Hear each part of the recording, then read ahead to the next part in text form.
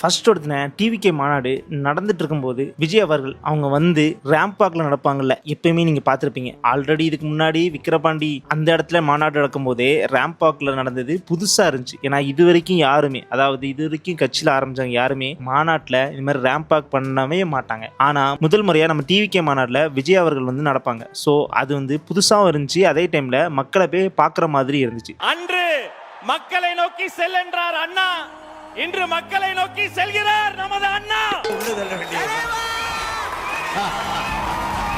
So அதை அவர் தான் initiate பண்ணாரு. ஸோ 2.0 மாநாட்டிலையும் அதை வைக்காம இருப்பாங்களா? கண்டிப்பா வச்சிருக்காங்க. ஆனா அதுல முக்கியமான சம்பவத்தை பார்த்தீங்கன்னா நீங்க கண்டிப்பா சிரிப்பீங்க. என்னவா இருக்கும்? எனக்கு என்ன தெரியும்?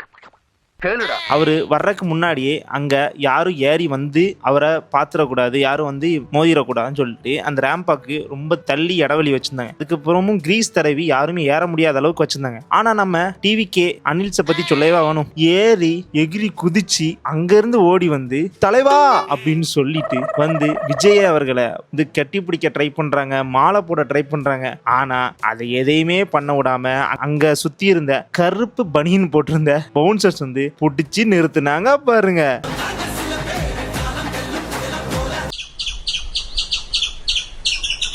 ஸோ அப்படின்னு நிறுத்தியுமே பல கூட்டம் வந்திருக்கு. ஆனால் எனக்கு தெரிஞ்சு போன மாநாட்டோட இந்த மாநாட்டில் தான் அதிகமாக மேலே ஏறி நின்றுருக்காங்க. ஆனால் இந்த மாநாட்டில் தான் மேலே ஏறக்கூடாதுன்னு அதிக ப்ரிகாஷன் பண்ணாங்க. அப்படி இருந்துமே இந்த மாதிரி டிவிகே ரசிகர்களான அனில்ஸ் எல்லாம் தடுத்து நிறுத்த முடியுமா?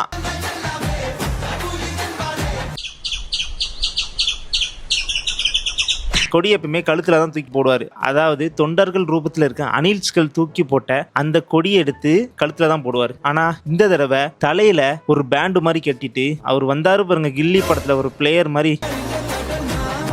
வரமாட்டேங்குதப்பா.